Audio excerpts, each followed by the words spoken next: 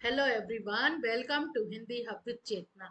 बच्चों, आज का जो हमारा टॉपिक है वो छोटा जरूर है, लेकिन पूरी हिंदी की नींव इसी टॉपिक पर टिकी हुई है। जरा सोचिए, अगर भाषा में सिर्फ स्वर होते तो क्या हम इतने सुंदर शब्द बोल पाते? बिल्कुल नहीं। इसलिए आज हम समझेंगे हिंदी भाषा की शक्ति व्यंजन के बारे में। तो जल्दी से कॉपी पेन रेडी रखिए, क्योंकि आज ग्रामर का सबसे इम्पोर्टेंट और स्कोरिंग टॉपिक शुरू होने जा रहा है। जैसे बिना मसालों के खाना फीका लगता है, उसी प्रकार बिना व्यंजन के पूरी की पूरी हिंदी अधूरी लगती है। बिल्कुल सही समझे आप। आज का जो हमारा टॉपिक है वो है व्यंजन। तो ये जो टॉपिक है, बच्चों के साथ साथ जो कॉम्पिटिटिव एग्जाम की तैयारी कर रहे हैं, प्रिपरेशन कर रहे हैं, उनके लिए भी बहुत ही महत्वपूर्ण है। क्योंकि जो प्रश्न बनते हैं वो कहीं ना कहीं इसी टॉपिक से बनते हैं। सबसे ज्यादा स्कोरिंग टॉपिक यही होता है। जब हम इसे अच्छे से समझ पाते हैं तो इसे हल करना और आसान हो जाता है। तो आइए जानते हैं जल्दी से क्या कहा गया है व्यंजन के बारे में। तो पहला हमारा क्वेश्चन है, संघर्षी व्यंजन किसे कहते हैं? तो व्यंजन तो आप अच्छी तरह जानते हैं, स्वर भी जानते हैं कि अ से लेके अह तक सभी जो अक्षर होते हैं वर्णमाला के वो कहलाते हैं स्वर। परंतु उनका क्लासिफिकेशन किया गया है। ठीक इसी प्रकार क से लेकर ज्ञ तक कहलाते हैं व्यंजन। इनका भी अलग अलग तरह से क्लासिफिकेशन किया गया है। इसमें कई वर्ण ऐसे हैं जो जिह्वा से, तालु से, कंठ से, दांत से आदि से स्पर्श होते हुए निकलते हैं। बस इसी आधार पर इनका क्लासिफिकेशन किया गया है। यही चीज हमारी समझने की है। तो जल्दी से जानते हैं इन प्रश्नों के उत्तर। संघर्षी व्यंजन किसे कहते हैं? तो जिन व्यंजनों के उच्चारण में श्वास वायु, इस चीज को आप ध्यान रखेंगे,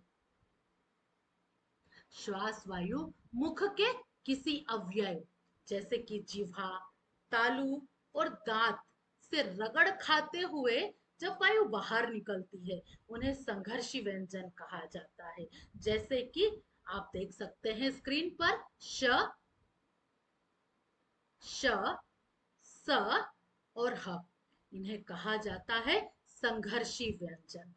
जब इसका उच्चारण किया जाता है मुख से, जीवा तालु दांत से वायु जो रगड़ खाते हुए बाहर निकलती है, तब हम इसका उच्चारण कर पाते हैं। बढ़ते हैं अगले क्वेश्चन की तरफ, जिसे कहते हैं स्पर्श संघर्षी व्यंजन।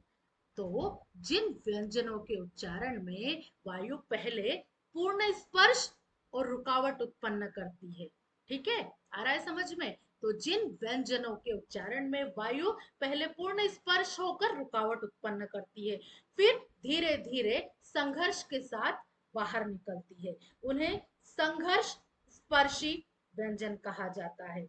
वर्णमाला के वर्गों के अंतिम व्यंजनों को छोड़कर शेष के संयोग से बनते हैं। अब वर्णमाला के जो वर्ग हैं, 5 वर्ग आप अच्छी तरह जानते हैं, उसके अंतिम व्यंजनों को छोड़कर शेष के संयोग से जो बनते हैं, जैसे कि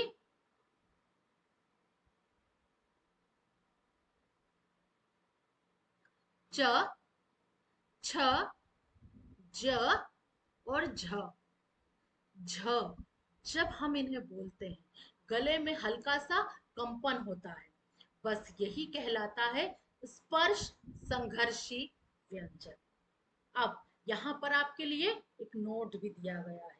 ये स्पर्शी भी कहलाते हैं। सटीक संयुक्त उदाहरण के साथ जानते हैं। संयुक्त अक्षर आप सभी जानते हैं, जैसे कि क्ष, त्र और ज्ञ।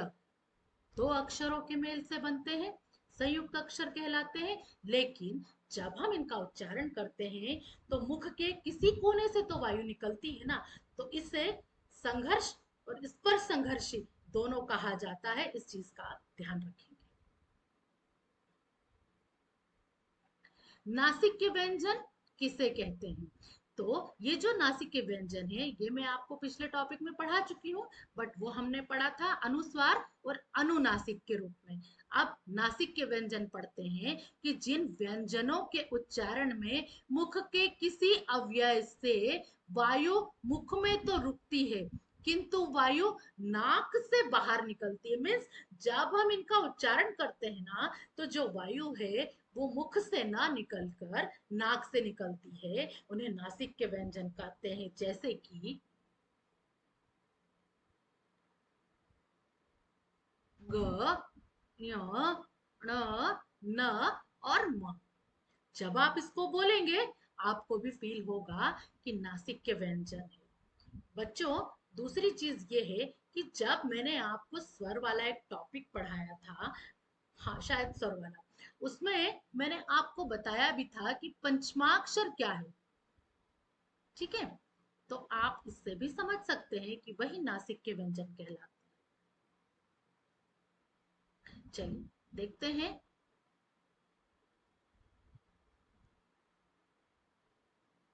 उक्षिप्त और व्यग्र व्यंजन किसे कहते हैं? उक्षिप्त व्यंजन जिसे कहा जाता है फेंका हुआ, इसे आप इस तरह भी ध्यान रखेंगे।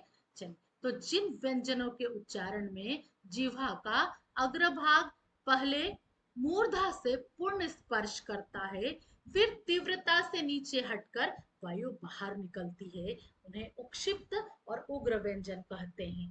जैसे कि ड़, ढ़।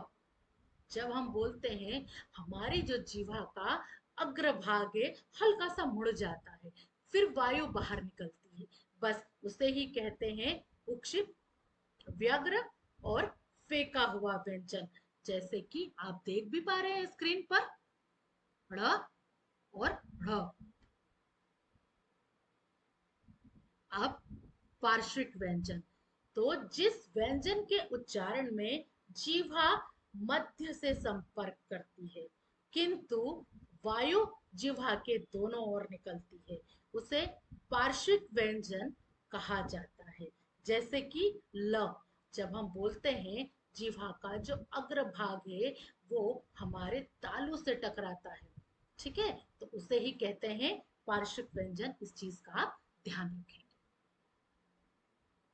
लुंठित और कंपित व्यंजन किसे कहते हैं? तो जिस व्यंजन के उच्चारण में जिह्वा की नोक वायु के कारण कांपती और लुढ़कती है, उसे लुंठित या कंपित व्यंजन कहते हैं। जैसे कि र। जब इसे बोलते हैं तो जो हमारी जीवा है अंदर ही अंदर गोल होती रहती है और कांपती है, उसे ही हम लुंठित और कंपित व्यंजन कहते हैं। जब आप बोलेंगे तो आपको अच्छे से फील होगा। तो ये था आज का हमारा बड़ा ही इंपॉर्टेंट टॉपिक, जिसे बहुत ही शॉर्ट करके मैंने समझाया और खास खास जानकारियां भी आपको दी। सारी जानकारियां इसमें हैं जो कॉम्पिटिटिव एग्जाम के लिए बहुत जरूरी है। ऐसी उम्मीद है कि आपको अच्छे से समझ में आया होगा। क्या समझ में नहीं आया, आप अपने विचार मुझे कमेंट्स भी कर सकते हैं। तो बने रहिए मेरे साथ अगले टॉपिक पर। मिलते हैं हमारे नेक्स्ट टॉपिक पर। Bye bye.